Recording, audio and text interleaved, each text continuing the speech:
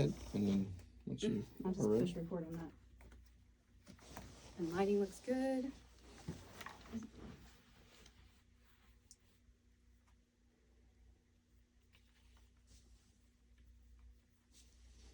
All right. Well, welcome to the Hourglass Podcast. I'm your host, Christina Dees. Joining us are some exciting guests today. We've got Romeo. Hello, how are you? And we've got Kevin Blake.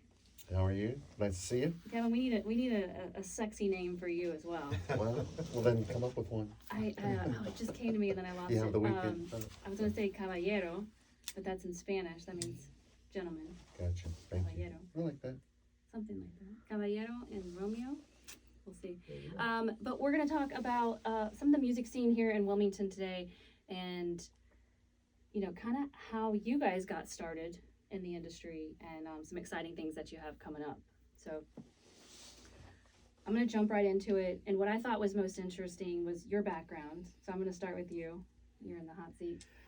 My background, what did it interesting you find about my background, by the way? Well, just how many artists that you've been involved with and kind of your history with music in general and what you continue to do. Okay, I was born and raised in Jamaica pretty much for the most part. So reggae music is not just, something I dive into. Reggae music is part of me. It's in my blood. And as Bob always said, when the music hit, you feel no pain. And we look at music overall as universal language.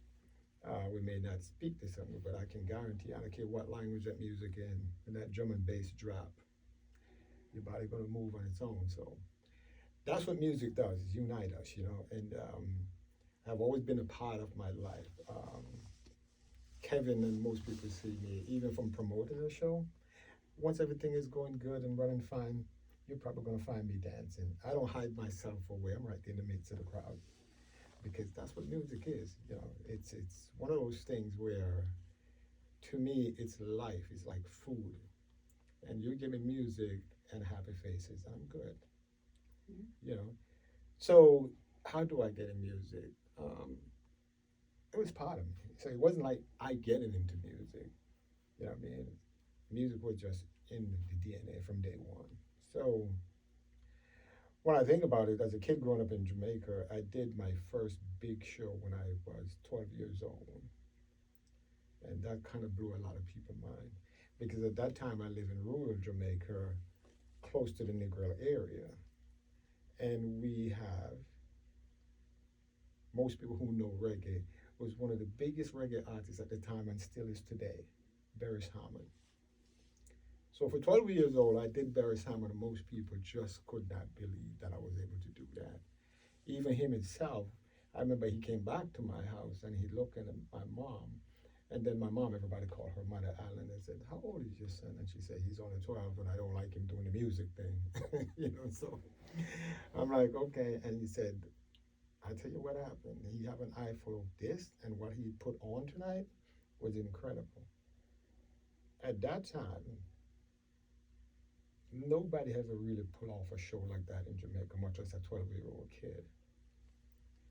And what was so unique and at the same time difficult and sad in a way about that time, it was the same year that Barris Hammond's dad had passed away. As a matter of fact, the show was announced that he was coming and several other big artists was on the show. And so everybody's rehearsing. Now, rehearsal for most reggae artists in Jamaica is not rehearsal that you see here. They rehearse maybe 10 hours a day compared to what I find most people think 2 hours a day rehearsal is great. And so when his dad passed away during the 3 months of rehearsal leading up to the show, his dad passed away like the 2 weeks. There was no rehearsal in Barris. Nobody could talk to him, nobody could find him. He just went into solitude. And so, of course, we all start to worry a bit because without him, really, nobody gonna even want to buy a ticket to come to the show. So what did I do? Now, at the time, leaving from rural Jamaica to Kingston would take about 3 hours. And I look at my younger brother, who's my sidekick, my partner in crime, and I said, listen, I gotta go find Barris, but I can't let mom know. And he looked at me like, what do you mean? I said, we're gonna leave to go to school that morning, but I'm not coming to school. I'm taking the bus. Just tell them at school that I am sick. So it wasn't like you have cell phone back then, so they could easily call and said, hey, Romeo didn't turn up for class, so what's going on? And so I took the bus and I got to Kingston. I had his address. Took another bus, got to his address, and I stood up there and I beating the door, knocking the gate, because you have the student there. For 2.5 hours, I keep knocking that gate. Then finally, I think he got annoyed and want to know who the hell is beating down the student gate. And he asked somebody to go look, and they look at me like, youth man, because that's what they call kid in Jamaica. They would say, youth man, what you want? What you doing here? And I said, well, I'm the one who's doing the show in Savlamar. And I keep calling, everybody saying Barris is not a rehearsal. I know his dad has passed away. I just want to make sure he's coming to the show. And he said, hold on a second. And as I'm going back and forth in Jamaican dialogue, right, because that's how they speak. And he said, he came back, and about 15 minutes later, he come and he said, all right, the dread said, we'll see you. This means that at that time, they used to call Barris Hammond the dread. He wasn't Locks, though. They just called him the dread because he always have a time in his head. And I went in, and he was sitting in the studio because, music is just him. And he said to me, I see in your khaki clothes, because in Jamaica we wear uniforms and stuff like that. The girls are in, different color. That's where your school color. The guys that wear just khaki, or we have an epaulette with the colors of your school. And I said, yeah. I said, I was supposed to be in school. And he said, well, you're not. I'm like, nope. I said, I need to come and find what's going on. He said, your mother know where you are? I'm like, nope, nobody know but my brother. You're like, oh my God. And he said, how did you get here? I said, I took the bus. And he's like, you took the bus from country? I'm like, yeah. And he said, okay, I am going to be at the show. You have my word, I will be at the show. Now I'm going to have my men take you back to the bus station, because I would have to take another bus from there to get there. And I want you to get back to staff. Just be safe. But he said, I will be at the show. And that's all I wanted to hear. But by the time I get back to Savamore, school had long been over. My brother tried to linger as long as he can before he go home. So of course he got home, and mom is like, where is Romeo? He took a long time before he finally tell her. Because, I play a lot of soccer, and he said, well, he went to practice, and 9 o'clock at night come, but I'm not home. So soccer practice not going that long. And of course, when I got home, it was like 10:30, and I walked, and my mom was standing at the door waiting at me like this with her arm folded. I'm like, okay. And she said, you want to explain where you're coming from? I said, I actually went to Kingston. And she like, who did you go with? I said, by myself. And she like, oh God, Jesus Christ, you did not do that. Because it was dangerous at that time for me to learn to go where the studio was. And I said, I had to. I just, everybody want to know, and it's all over saving is in the show, and I had to. And she said, well, you could have let me know. I said, but I know you wouldn't agree. So I know the answer to that, and I just took the chance to do that. And she said, you have always taken chances. They said, she was mad at first, but then she said, of all your brothers, and I have 7 brothers, she like, you think about something and you see where it need to get done, and you go ahead and do it. That's always how I am. Here to say the show, when we have other big artists, we have festival contests, a huge national contest in Jamaica, because when they come into independence every year, they invite all the artists. Jimmy Cliff have won it over the years, Buju Banton have won it over the years, a lot of people have won it. And those songs, they have to write an original song about Jamaica. has to be about Jamaica and the Jamaican culture. So we call it a festival song because independence and this whole celebration. And so some of those songs are so amazing when we talk about lyrically, talking about the culture of Jamaica and the music itself, the people of Jamaica, collectively in those contests or judge real harsh. But every big artist out of Jamaica have entered those contests. It doesn't because you're a superstar you get a pass. You don't, because it's part of who we are. Mm-hmm. Jamaica is land of wood and water, people. That's what Jamaica is. And I always try to remind most people who never know, if you're looking at Jamaica, we call it the coat is arm. To put it in context, I think here in America we have what we call it, the Pledge of Allegiance to that effect. So you're looking at Jamaican flags, you see the Jamaican flag, but then you also see what we call the coat of arms, which is two Arawak Indian, because those are the Indians were already in Jamaica before Columbus landed. And so it was a very simple thing that they put underneath that ribbon.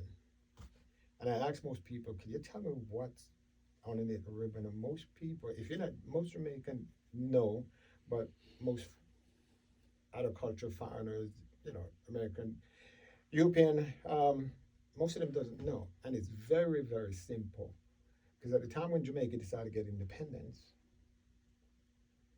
they look around and there were so many different people there from across the world, culturally, you name it, they were there. During the whole time of slavery in Jamaica had changed hand between the English, between the Spaniard, the English, and everybody else that was in that trade trying to capture the New World. And when they look around, and of course, Port Royal was the biggest trading point in the Caribbean. I'm sure everybody hear about Captain Blackbait, and they did a great movie off about it, about the Caribbean King and all that. But to go back to what I'm saying, it comes down to this. They said, well, how do we serve all the people here? And it was just a simple thing. Out of many, we are one. Think about it. When those politicians and all them get together, how do they represent the people of all the different group, ethnicity, culture that were traveling and making Jamaica their homeland? Some come there voluntary, some did not, but they make it this beautiful island their homeland. They said, how do we reflect and serve the people of Jamaica? And simple under the court of voice said, out of many, we are one. And the only word they left over it was people, because they didn't want to make it so long. But the whole context of the quote is, out of many, we are one people. You go to Jamaica today, and that's what Jamaica is. That's beautiful. And I think I would love to see us apply that in the U.S. I think that's part of our problem here. And I won't go down the rabbit hole, but I think if we, as people, realize that we are one, and we could accomplish so much more 100%. as one. 100%. So thank you for sharing that. Yes. That's beautiful. You're welcome. Because, and I live by that. Kevin can attest to that. I live by that. Sometimes people talk to me and say, why are you not Rastafari, dreadlocks? And I said, I am actually Rastafari because I live the Rastafari lifestyle. I am not locks because I promised my mom that I would locks, because as a teenager, I was, because my older brothers, they in 12th tribe and all those. And she said, I don't want you to. I don't. You're going to be going so many different places. You're going to be traveling people, and I don't want people to use that against you. Mm-hmm. And I promised her that I wouldn't. And even today, knock on wood, my daughter keeps saying, Dad, you should lax. And I said, honey, I promised my mom. I mean, God rest her soul, because she's now deceased. But, many times I thought I was going to, because it's the way I live. When anyone who really know me. Mm-hmm. A lot of people will say they're Rasta and this and that, but they're really not. So it's part of the lifestyle, the music itself, of who I am. And so getting involved, I wouldn't say I'm getting involved, because I've always just been part of me and what I do. That's music. Yeah, and I think that what you just said speaks to your integrity, who you are. You're a man of your word. Very much so. Yeah, very much so. Very admirable. Thank you. And so, when I met Kevin, and I didn't met him before I started doing this. I came to Wilmington, moved from Boston with my family, and came to Wilmington. But that time I was still, I live in New York. Massachusetts, job took me there, and job took me to Wilmington. Well, we vacationed here a while back. And then I said, yeah, let's get up to the cold and title cold and move here. My wife is from Massachusetts, so, but she wanted to get away from it. I'm like, okay, cool. So we got here, and I started to look around, and I'm like, oh, I keep hearing there used to be a big reggae scene here. But when I got here, I think in 2006 or something like that, there was really no scene. And I'm like, okay, I heard Yellowman came through. I hear so many people pass through Black Uhuru, and I started laughing. When I talk to people, they say, oh man, we know reggae, we know this. I said, you do? And if I said to them, okay, what reggae act won the first reggae Grammy? And can anyone guess what most people say? Bob Marley. Right. But Bob wasn't the first reggae artist who won the Grammy. Do you know who that was? I'm going to guess, but I don't know, and I'm going to say Peter Tosh. No. None of those guys. It's a group named Black Uhuru. Black Guru? Black Uhuru. Black Uru. They won the first reggae Grammy. Believe it or not, that was a tremendous group until they break up. All the members are still alive, but they break up for whatever reason, like what group break up, I don't know. If group break up, the Wailers, including Peter Tosh, Bob and everything, they break up too, right? So, but it was Black where a lot of people never heard of Black unless you were listening to reggae and really loved this type of new vibration. And where did this sound come from? It is so entwined that you hear it, and you're just gonna move. You may find your foot, your feet, your hand just moving involuntarily. But that's reggae music. Yeah. That's reggae music. It feels so good. Well, I'm going to bring Kevin into this conversation because he's sitting quiet over here. That's fine. Yeah, so when did you and Kevin start working together? Well, I don't think it's when we started working together. We first met back when I came back to the area for my travels out west in Florida and got into the scene because I also heard there was a scene here in the years that I was gone, like the old Mad Monk, all the bands that would come through and so forth. And then as I became friends with people in the area and then starting to get to know and hear of some of the local bands around here that were playing and going to see them a lot, I became friends with them and their friends, and then discovered that there really is like a family here of everyone that loves the reggae music, all subgenres of it, from your Cali roots to your roots reggae, which is what I'm partial to, the old stuff like Paul is. And I first met Paul, I think what I remember is for one of the first times you brought him to Lazy Pirate at Carolina Beach. This was back in 12 or 13, I think something like that, about 10, 12 years ago. Mm-hmm. And that's when I first met Amani and Ken and all of those guys that play in different bands, Signal Fire, Give Thanks, so forth and so on. And then Edge had passed through again one time the next year. And I said, well, I was interested in helping the bands get venues, gigs, because I want to have a place to go hear live reggae music.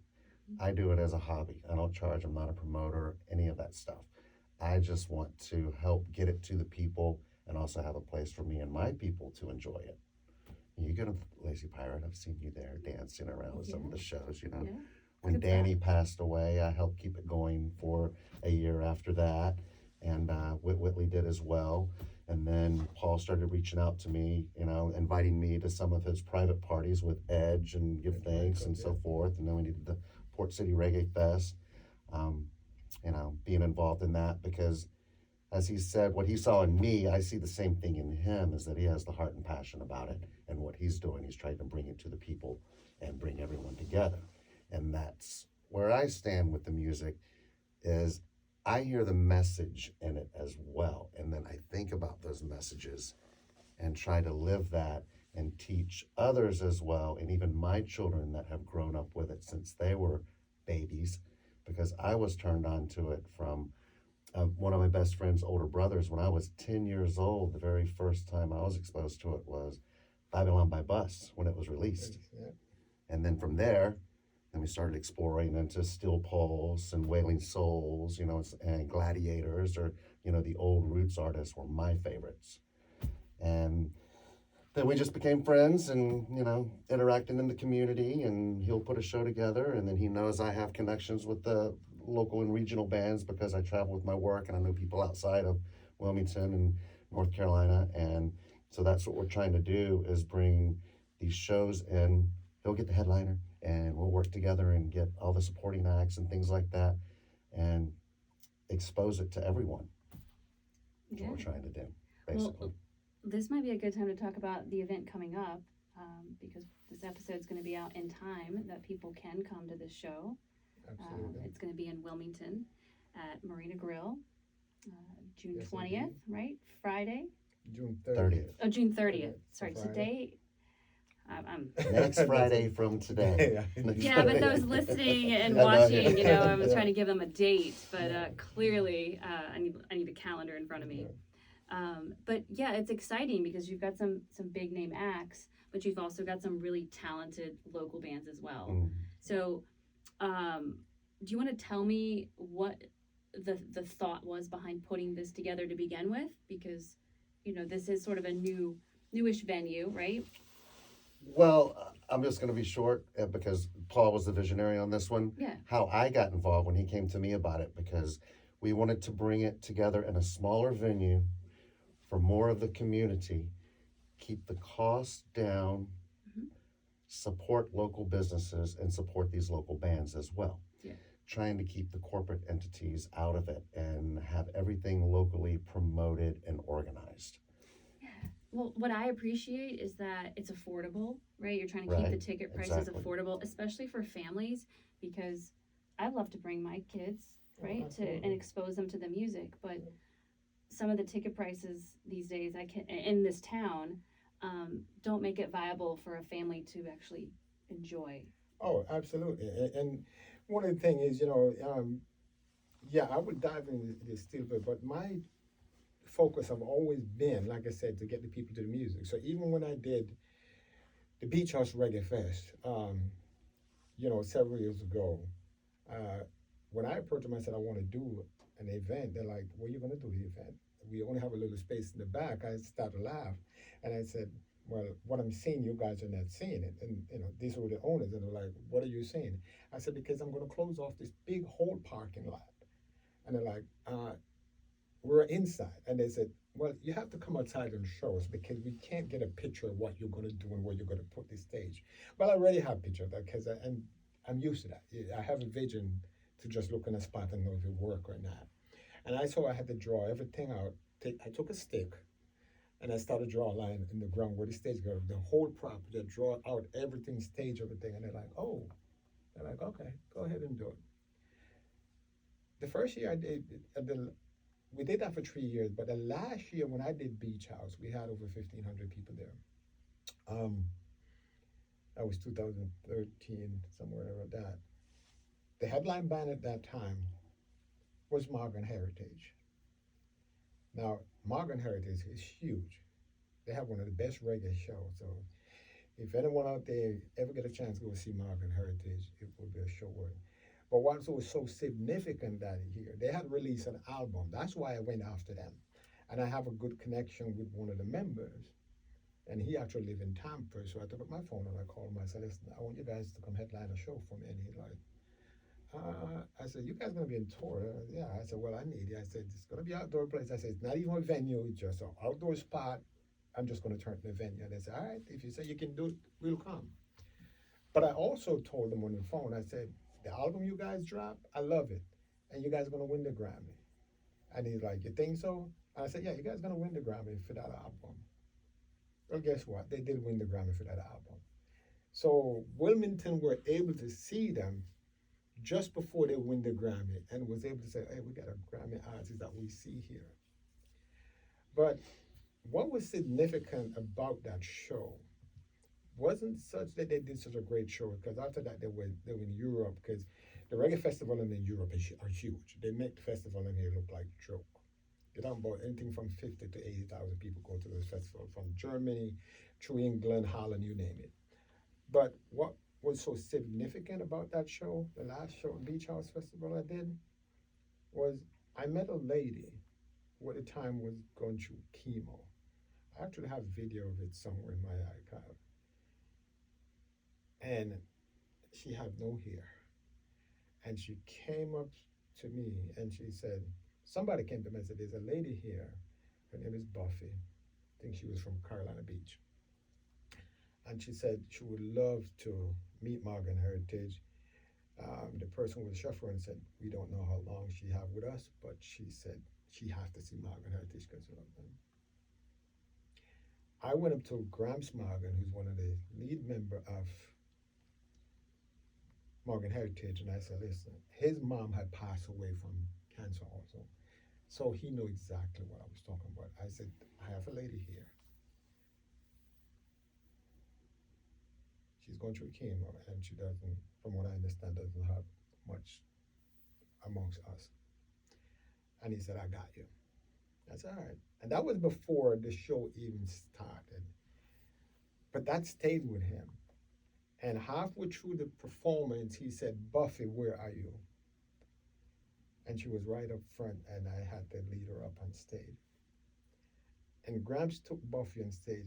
It was one of the most powerful, believe me, I've been to many reggae concerts, but it was one of the most powerful. Even right now I'm talking about it, it's like my head and my skin just crawling. One of the most powerful moments I ever see at a show. He took her on stage and he held her and he said, Buffy, dance with me, Buffy. And he held her and he started dancing. And he said, dance with me, Buffy, dance with me. And you could just see this big smile in her face. And when I look in front of the stage and all the female, there was not a dry eye at that concert at that time. I mean, everyone had tears. And that's when I said, man, the power of reggae music is incredible. And I've always been glad that I am part of the reggae music.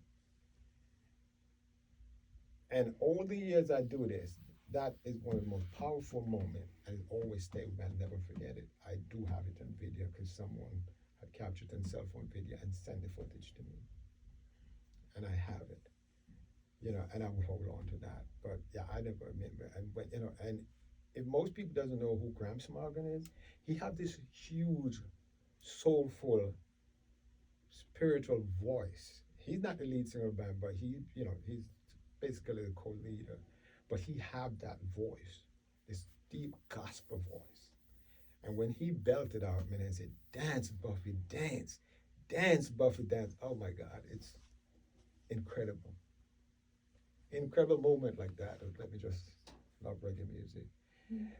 So, doing this, I look at it and said, well, how can we help the local bands get it out there? Because I always tell Kevin, I tell everyone from Signal Fire, Shawn, a pretty good friend, and I said, do you know that growing up in Jamaica, we never have no division in the bands or group what we call local or regional or national? I said, maybe Jamaica is not big enough for us to divide it like that, but I'm like, because everybody got to start somewhere. And if you have the talent, you're going to get the respect. And I can tell you this, none of our superstars ever deflect a young coming up artist or never pay them the time or never even stand and watch their show. This is really good timing for you to bring this up because this weekend is Reggae Rise Up in Maryland, and I got to experience Reggae Rise Up twice. And what you're speaking of, I got to see. Unlike a lot of the other music industries or genres, in reggae, all of the artists like uplift each other. Yes. It's like a one love Yes. respect. Like I'm no better than you, and they join them on stage. Invite them to sing a song or so, vice versa, and that's really what drew me in to Reggae Rise Up and why it's so special to me. And again, I'm gonna give a shout out to all my Reggae Rise Up family this weekend. I wish I was there with you all. But that love Yes. that they have for each other is so pure and beautiful. Oh, absolutely. And I asked a simple question. How was reggae come about? How was it created? How did a small island like Jamaica come up with such a powerful sound? And it goes back to what you just said, it was the love. Because you go back to Master Griffiths, Master Griffith, Judy Moore, those people, Rita Marley, they're the eye trees, but they all had their own solo career. I mean, big solo career. So there wasn't just a set of backup singers. But they were all growing up in the ghetto. For them, they wasn't making any money off the music. It was just pure love of what they were doing. And so they will all be in the one studio. They all know each other. And so the culture of just hanging out, not because you make it, then all of a sudden you're bigger than us. No, it was never that, and it still isn't. It's about just a pure love, and we're going to help you get to that level too. And so, to hear Marcia Griffiths talk about it, and I remember seeing an interview with her, and they asked her, because for most people doesn't know, Marcia Griffiths is the creator and original writer of one of the biggest songs that Americans love, Electric Slide. And when people look at me, I say, yeah, that was done by members of the I Tree by Mom. And they're like, I say, yeah, that's a Jamaican song. And they're like, really? I'm like, yeah. And they asked her, how did they come up with that song? I mean, the rhythm and everything. And she said, well, they were just out in the big yard of music and, everybody, smoking and drinking some Guinness or whatever. And Bunny Whalers was the person who actually come up with all the rhythm of the song, the melody. And because he was there with a drum and he was just playing around, because that's what they do. They have nothing to do. They have no job. They could, can't get no work. So music's all they had. And he was just playing around. And she's like, oh, I like that. And she like, yeah. And she's like, I got some lyrics in my head. And he like, you like, and she came up with 2 lines. And he said, all right, I will have the rhythm for you tomorrow. He came back the next day and had the whole thing done. So these guys in themselves were such genius when it comes to putting rhythm together. They didn't need any computers. And a lot of them at the time couldn't read music either. What they had was their ear. They could listen to anything and play. Just one shot. So they were meticulous when it comes to creating rhythms and melody, because they learn by listening, they learn by feel. And if you're not feeling that groove, you can't project that energy onto anyone in front of you, the audience or anything like that. But he took one night to come up with a song that take the world by storm, Electric Slide. One night, just like that. And that's how these guys put a lot of songs together. It was not drawn out, it was never a drawn out period for them. It was just the vibes they had. And they just stayed with it. If it's 2 hours, 3 or 4 or 5 hours, they stayed and just finish it. Then they will tweak it. But that's how most of the big hits in Jamaica come out. And the history, the honest truth is, I know a lot about the history in Jamaica because, like I said, I've been part of me. I was fortunate as a kid to know Peter, Bunny, all of them. When they were going on tour, they would be going, the whole Whalers would be going 6, 7, 8 months at a time out of the year.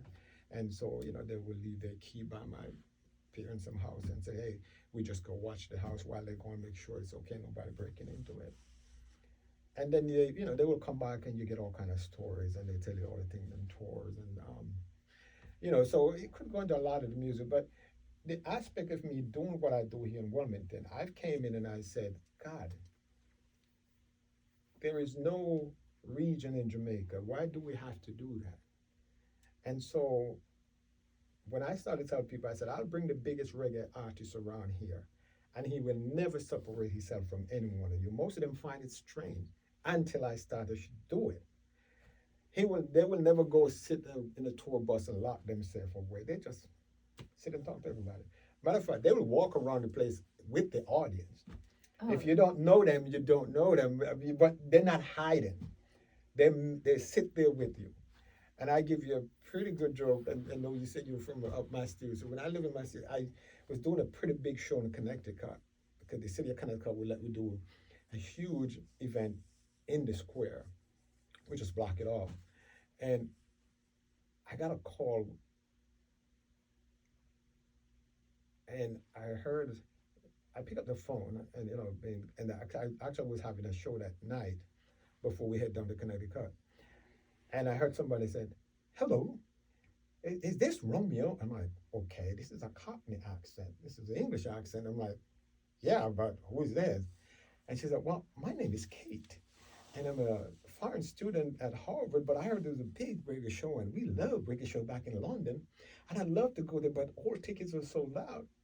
And I'm at Bill's Bar, we do a lot of the reggae bar in Boston, and they said that's the only person who probably could get her ticket. I'm like, well, I'm in Worcester, and we got a show tonight, so if you can make it out here, I certainly will get you to the show. And she's like, oh yeah, I'm sure I'll be out there. I'm like, okay. Well, tell you what, she was there that night. And when she walked in, I had no expectation. I don't know what I'm looking at, what I'm seeing. I don't know what it is. And then I said, okay, but before she walked in, we hung up the phone. Now, it's so funny. I was on stage doing my show because I MC sometime if I wanted to. And I'm looking, and I got a text. And you know what this text said? No.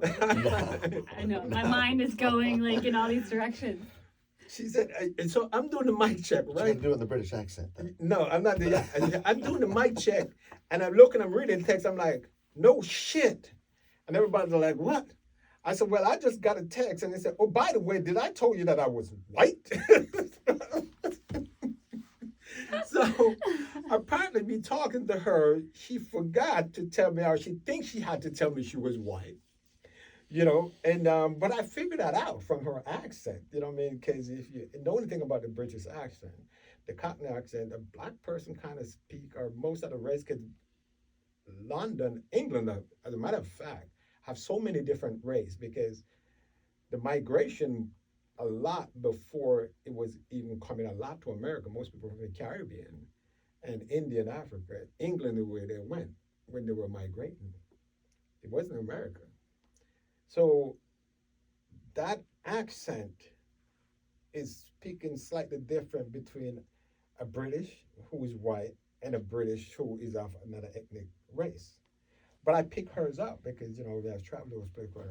So when, it catch me by a little bit surprised when I'm on the stage and I said, and I look at it and I said, so I just came out with it, not realizing I'm still in front of the mic. No shit, you're white. And everybody was like, all the odds, I'm like, what's going on? So I'm like, oh shit. So I started laughing. I'm like, it's right here. And they're like, okay. And everybody was like, okay. But honestly, that night when she showed up in the show, because I tell them the door, she let her and she get in there because she got to get tickets to go in. This girl walked through and everybody like, oh my God, she was a beautiful young lady.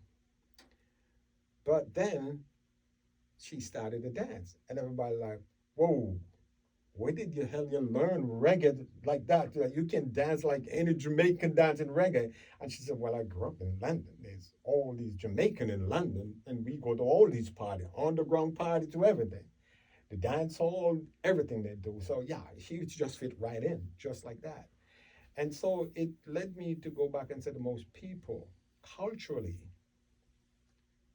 and I've said this all the time, the world is a beautiful place. And we need to start to recognize that.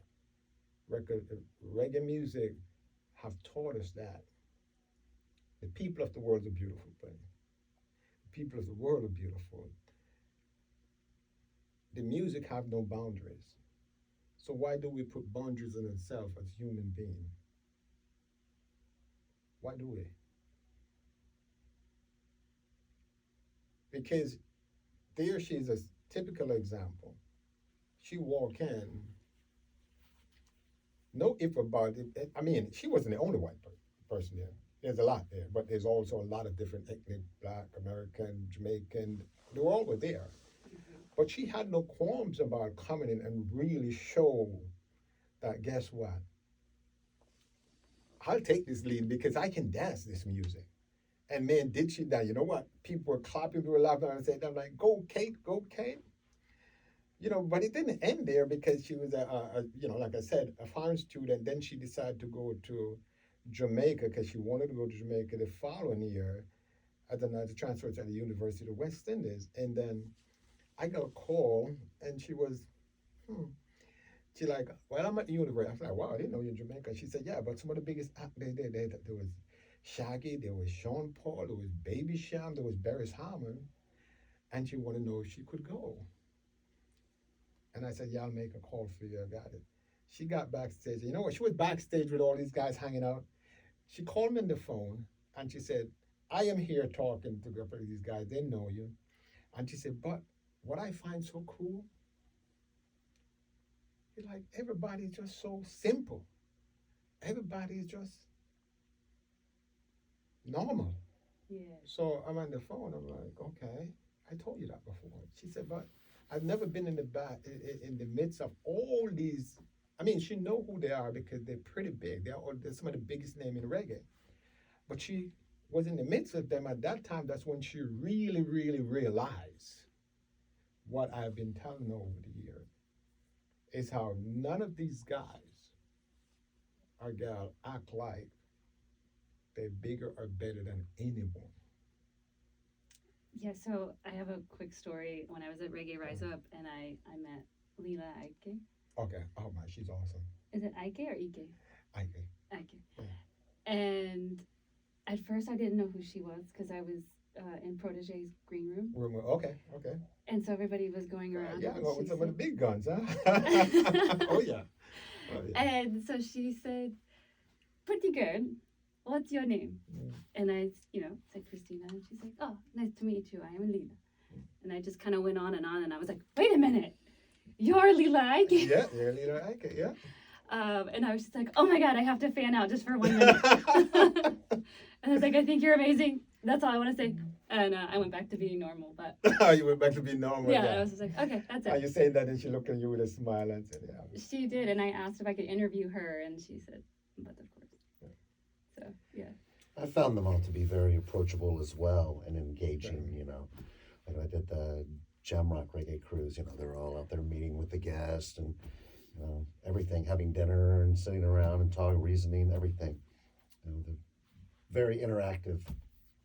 Yeah, and like welcoming. And me, like as I went by myself to Reggae Rise Up, also to Baltimore and to Vegas, and being a female solo by yourself at a 3-day reggae festival, I never felt so safe in my entire life. Trust me. By myself, you know? You earn those guys' respect, and believe me, you are fine. I mean, when it comes to the reggae arts in Jamaica, I'm not saying you may not have incident because I'll be stupid and everything. Yeah. But for the most part, I can say, because I've been there, I've been with these guys 99% of the time. The respect you get from them when you give them that respect, because the respect in Jamaica is big. Most people ever go to Jamaica, and we have fun over that all the time. Even when Kevin, may find a white guy come up to me and he said, man, one thing I learned in Jamaica is respect. Don't disrespect me. Because if you disrespect, it's like anything else. And it shouldn't have to be just in Jamaica. Respect for your fellow human being is what it is. And that's all it comes down to. You treat me like how you want to be treated. And that's it. They ask for nothing else. No more. They treated me like family. Yes. Do you know Spraga Benz? Oh yeah. Oh God, I know Spider Ben. Really? Yeah. Yeah, Well, oh, yeah, he yeah. was. we were talking as well, and I finally realized who he was when we were talking because he was super cool. And then I was just like, oh my gosh, you were with Stephen Marley when they came to Wilmington. Yes. And I was front row, like Yeah. at the rail, and I have a video of you. And he's like, oh yeah, show me. Yeah. So I show him the video, and he's like, oh, you have to send that to me. Yeah. And so then he's like, would you come on stage and film for me when I go up there? And I was like, yeah. Of course. Yeah. Of course. Yeah. So hopefully he'll be coming back to Wilmington when Stephen comes. He might. I'm not so sure. Well, I know he's not on the tour, but that had never stopped him before. He drove up because last year when Stephen was here, he was here because I spoke to him actually. And 'cause most of the time when these guys come here, I know they will always call me or something like that, and I would hang up. So yeah, he drove up because I think he was in Baltimore at the time. He drove up, so he probably will be here. And he's got some family really close. Close too. here, yes, exactly. So, you know, that's reggae music, and that's what I want people to start to look in the band them here and respect the level. Because I think right now, Signal Fire can hold their own, if not even do a better show than a lot of the American reggae band them that we have right now. And I'm not just saying that because I've seen shows. I know what shows is about. I mean, I know what performers should be. I've been in my life helped develop performers to entertain a crowd. And I've watched Shawn grown and the whole band over the years. Because when I first met them and they said they want to play reggae, because of course the drummer Ken, his dad is Jamaican. And when he found I was Jamaican, he's like, oh man, you gotta come check us out with practice. And when I went there and I stood there and I'm looking at them, I'm like, okay, you guys want to play reggae? They're like, oh yeah. I'm like, okay. I said, well, very fundamental. Do any of you guys know how to do one drop? And they all look at me like, what is that? I'm like, do any of you know how to do one drop? They're like, well, no. I said, well, you can't play reggae if you don't know what one drop is. At that time, they have a guitarist by the name of Rob, and he had an idea what it is, right? But he didn't know that's what the name is. I said, okay, so let me show you what one drop is. I said, Ken, drummer, he said, bam, bam, bam, bam, bam, bam, bam. And Rob said, oh yeah, I have an idea. And he get on the guitar and he's like, yeah. And I said, you got it. You got to learn to do that. I said, before you do anything when it comes to reggae, learn to do one drop, because that's part of reggae. It's one of the basic part of reggae. And I've watched them grow. And I remember, you know, Shawn and I talk about reggae all the time, because Shawn, what I like about Shawn and respect him as a musician is that he is playing reggae. But Shawn just doesn't want to just play a reggae as to what, you know, everybody else say, okay, we look at the California reggae, the surfer reggae. Shawn actually dive into deep reggae. I mean, a funny thing where Shawn had a book, and I know of one of the best reggae producers. I don't even own that book. So I actually borrowed a book from him. He's like, you want to borrow this from me? I'm like, yeah, you know what I mean? And I'm like, look at you. So when I talk to Shawn about reggae, he have gotten deep into the reggae. And that's why Signal Fire sound is the way it is. You know, because one of the first things you realize, I may say reggae because we grew up in it, but the Jamaican culture, we're music lovers. So we're not about just reggae. The first time I told people that country was big in Jamaica, they look at me like, are you kidding me? I'm like, oh yeah. The difference is though, they remake the country song into reggae because of the lyrics. People are showing a Twain and all those songs. Yeah, big songs. A lot of them are made. So country spirit band, people are like, country? I'm like, yeah. I said, you don't understand Jamaican music. We are a music loving set of people. I said, that's how reggae was born. We may not have food to eat or anything to drink, but like Bob Marley said, me belly full, but me hungry. There ain't no fault but the dirty tough. the food I cook, but the partner enough. I mean, if you understand those lyrics, you understand. It means that there's never enough to eat, but that's not going to stop us playing this rhythm, partying and have fun. We find joy. We're going to make it happen. And that's what they did. I mean, so anywhere you go in Jamaica, any across the globe in Jamaica, the music is playing. The music is playing. Yeah. Could be in the ghetto, could be in the top of the hill. The music is playing. And that's what you guys are both trying to do here in Wilmington is Yes. bring more joy. Bring more joy to the music. You know, bring more joy to the music. Make people understand that. Do not look on the band right now and figure, oh, well, I'll go. They're playing. I don't need to listen to them as long as the beer I'm drinking is 75 cents. I get drunk as much as I want. Never listen to the guys while they're there pushing because a lot of the band them that and it go back to what I was saying with Signal Fire is because the California the band them up there and the people were they were able to come together and put a really solid unit together and they market that tremendously those couple of years through the college and everything. So yeah, that give birth to the California type of reggae. But most people now only look on those bands. I've seen quite a few of those bands. The honest truth is they're not great performers. And that's why I said Signify can hold their own amongst any one of them. 100%. But the fact is because we have this thing in our head about local, regional, Signify, like, oh, it's the local boys playing. It's no big thing. I'm like, come on. Yeah. So They have to Signify, live somewhere. they're opening the show that you're putting on next week Yes, with these big name bands. absolutely. So let's tell everybody who's going to be there so they can get their tickets. I think they're selling pretty quickly.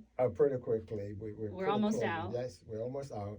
So of course we have our very own Signal Fire, and I've told most people I never use the term local or regional band. Right. I never do. Wilmington's own. I said, well, yeah, they got to live somewhere, people. You know. They have to live somewhere. Homegrown Fortunately boys. for us, fortunate enough, they live here in Wilmington, so we got to give them that love, right? And they have a big following in And they have a Wilmington. big following in Wilmington. Yes. And of course, we have Makua Rotman, who was formerly a #1 skier, by the way, right, Kevin? Mm-hmm. Yeah. At 17, I think he was the #1 skier, probably jumped the biggest, ski the biggest wave in Hawaii. It's a 17-year-old #1 ski champion. And he pretty much started his music career too. So we asked ourselves, not that he's not a good singer in a band, but he's fortunate probably through his connection, because in the music, connection make a lot of difference now, to be support act for Steel Pulse and a couple of people through this tour. When Signal Fire could easily be the support act for any one of these bands, without a doubt. So I want people out there, especially in Wilmington and North Carolina, stop looking at these guys as local band.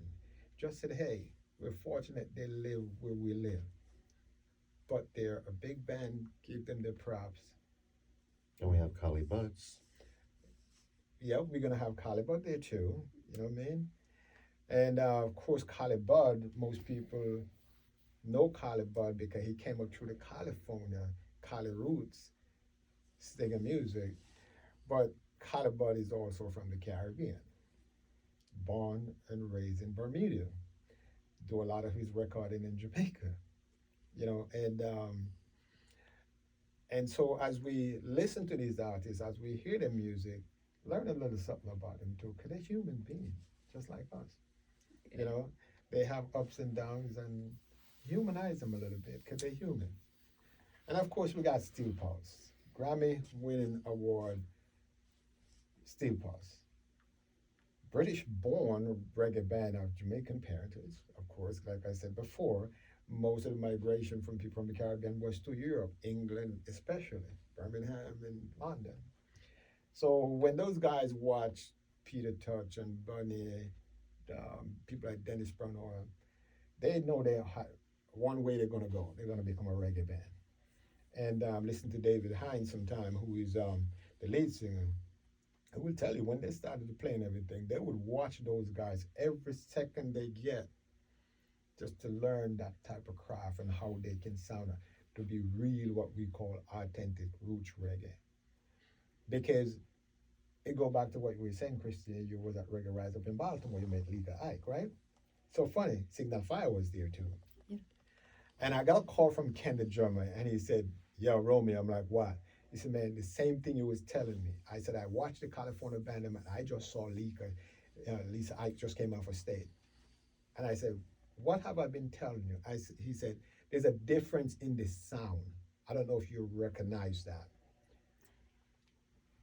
You put a Jamaican reggae artist up there, anybody who do the real roots reggae, and you listen to one of the California band and the live sound, and they're coming out of the same speaker, and all of a sudden, the real on-the-line hardcore reggae have a bigger sound. If you never experienced, anytime you go back to one of those stage show, and you have that genre, the mixed genre, which is the way it should be, listen to the sound.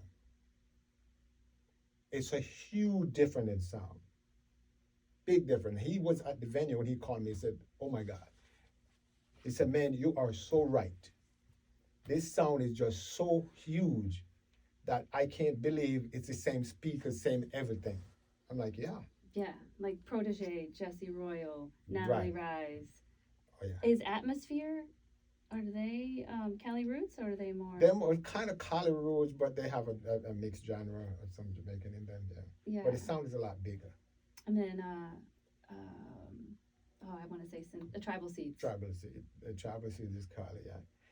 But their singer, their lead singer is, I think he's Jamaican. Yeah. Hector Roots. Hector Roots, yes. But Stevie's back now. So give you background, so yeah. He's back? Yeah, Yeah. he's coming back. Yeah. He's going back. I think he did post something recently. Yeah, I got to interview him at Reggae Rise Up too, Okay. and so humble. They're just all so It's humble. and beautiful. Protege, he's very Oh quiet. my God. Yeah. If I tell you how Protege get his start, the funny thing about Protege came from St. Elizabeth, which is the next parish, like you said, the next state over from where I was born. And I got a call. I got 2 emails and a call from a female, his girlfriend at the time. And she's white and everything. And she said, "Listen, man, I got this guy here. And I think he's going to be big." Nobody knew who he was now. She saw that in Jamaica. She was living in Jamaica at the time. And she said, "I'm investing in this guy. And I just want to get him out there. Here's some song." I sent it to a couple of DJs. And I just leave it like that. Mhm. And the next thing I hear, Protege. Just like that. So So- you must know Dutty. Yes. I know a lot of them, man. Like I I said. know, I don't know why I And, even that, asked. and that's why when I told you, if you're amongst these guys and you're mentioning the name Paul, they're gonna like, who? I don't know, man. You Romeo. mentioned Romeo, and they're like, oh yeah. I'll just wait. But when you talk about humble, and if you talk to most of them, I remember Peter Touch said it best. Somebody asked me, I said, "Why you guys never have bodyguard?" And the people are like, who's gonna guard the bodyguard? But beside that, that's Steel Pulse song. But what he did was he said, "Listen, people look at us as superstar. Some people even look at us as role model." Peter was such a rebel. He said, "I'm not a role model. I'm no role model, but here's what I can tell you. I gotta give that Selassie gave I and I. And that's music and singing. Now, without the people, that gift wouldn't come to fruition at all because there would be nobody listening." So he said, "So why should I separate myself from the people? Because without them, there's no Peter Touch. Without them, there's no Bob Marley. Without them, who come and listen to your music, buy the ticket to your show. So why should we separate ourselves from them and act like they just cackle in front of us?" And that's why no Jamaican artist ever walk in a venue. Now, I'm also there's some venue who, because of insurance and all that, restrict that movement. But if that is not restricted because of policy and even then, some of it doesn't stop these guys from doing it because they just figure to them that's who they are and it's a vital part of who they are as musicians. That they're not supposed to just shun people and go sit in the backstage. Yeah, I mean, and I give you a typical example. When Whalers was here, when Whalers come through here, the management, they will find me out, and they were like, okay, here is a bunch of after show backstage pass. Just walk through and give it to people. Because I don't just look at you because you may be a pretty girl and give you a backstage pass, I will. Thanks, Kevin. Kevin's got my back. Yeah, I don't do that. They look at me, they're like, what I do, like I told you, I'm part of the crowd. I'll be in the crowd dancing all through the show. As much as I can sit up backstage and chill out and do what I want to do in the green room, I'm really in there. I'm out in the crowd walking around talking to people, and I'm just looking at who is vibing to the music. Yeah. And I walk up to people. I remember one girl, her name is Chrissy. She's actually from Myrtle Beach. She's coming long dread. And I remember we were at the Whalers show last year because I did that breakfast for them at Marina Grill. Mm-hmm. And I just walk up and I just hear Stu backstage play. At first, she kind of looked back and she's like, "Oh, thank you," and I keep moving. And she saw me backstage of the show, and she said, "By the way, I want to say thank you." I said, "For what?" And she said, "Just so weird that somebody just walked by and give." I said, "No, it's not weird because you were feeling the music. I am just out there randomly doing this. So it's not about, picking out that one. And, oh, that girl look fine. Here's the back. No, because those guys, they don't really care. People think they do, but they don't. Yeah. What they care about is who's feeling the music and the vibes to keep this music alive. Those are who they'd rather have because they know when they're having a conversation, it's going to be a meaningful conversation about the music. And so I just randomly just pick up these people. There you go. I love it. Well, for the sake of time today and getting this episode out, I'm going to have to wrap, and my battery's running low over here, full disclosure. Let's go ahead and really push the show coming up. June 30th. June 30th. It's a Friday night, Marina Grill, Wilmington. How do we get tickets? You can go to portcityreggae.com and you can get tickets.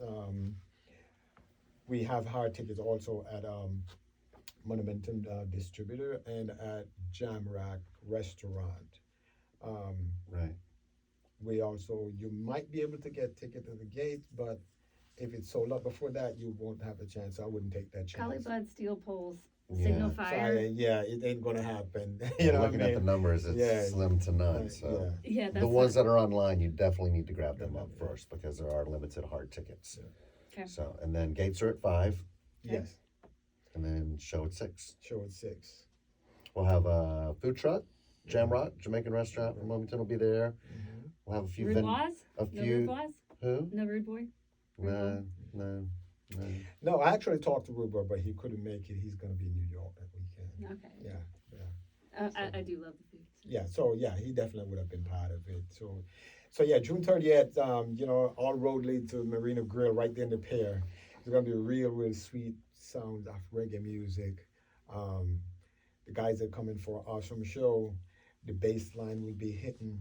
We got some of the biggest engineers, and that's gonna be really driving this music.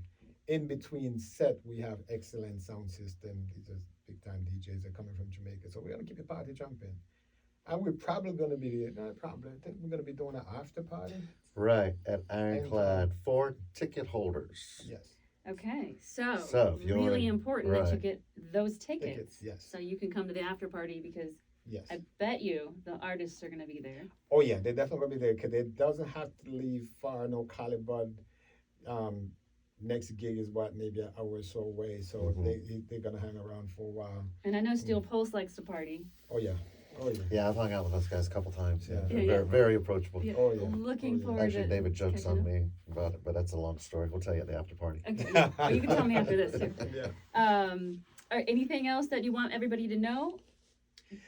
Just come out and enjoy, support the local effort.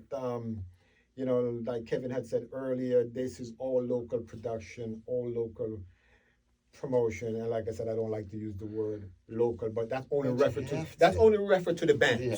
Oh, okay. I thought it was just reference to Wilmington. but Wilmington, this is yeah, only locally because happening to Wilmington Wilmington, because yeah. I don't Yeah, know a lot of no other places corporate that you entities can go. are involved in Involved, this. This is Paul's vision, and the friends that are working together to make this happen. And just one thing I want to tell most people, over the years when I do anything like this, the vendors and that we choose to be at any one of the different event, I've never charged them $1. Right. We do have some local vendors Yes. that will be there as well. And I've never That's charged them beautiful. $1. I've even when I did Greenfield Lake, I did it, and other people wanted to said, okay, if Port City Reggae is allowed to have vendors, then we want to have vendors in charge, and they kind of let them know that he did not charge vendors. And then that led me to look and people to look, and I said, okay, so all these other shows going, they don't invite the local vendors because it's a hassle, it's more work on their part, and they're not making any money off it. So I got asked that, then why have vendors if you're not making any money? And I said, well, if you look at the vendors and that we select, most of these people are just doing a little hustling, as we would say, to make ends meet and make a few dollars. What am I going to charge them? That makes sense. I'm going to say, I mean, really. So the beauty about it is getting the community involved. The beauty around it to show these people that there's someone here also cares who's doing this level of event, and you're welcome to be there. There's no charge to you. There's, it's like anything else. There's just certain protocols you got to follow, and get your city, whether it's a health permit, tax paper, whatever, do that because that's the regulation. But in terms of a fee to come to an event, no. But one last thing on the vendors, we only have a few because we're trying to, keep the space for the people for the shows. There's only gonna be a few there. And when more shows come, we will alternate those vendors as well, bring others in and make it fair to everyone, Yes. so everyone gets a chance. Yes. Well, I love that you're putting on this event for the people, not the for people. not for yourselves. Yeah. I love that you are keeping reggae music alive in Wilmington. So I know you don't need thanks, either one of you, but I would love to express my gratitude. You're going to be at the show, right? Yeah, Of course. I'm going to be doing interviews at the show actually, Okay, cool. backstage and out in the crowd. Right. Because my vision is bringing the reggae family together. All right. So Absolutely. I love it. yeah, so I'll be there as well. Thank you all for listening, watching if you're on YouTube, Hourglass Podcast. Please share this episode if you love reggae music, if you love music, and you live in Wilmington. All of those things are a good enough reason to share with your friends. So thanks so much for listening, for watching, and we'll see you next time on the Hourglass All right. Podcast. Thanks for having us. Yep. For sure. Thank you. Ooh, it is hot.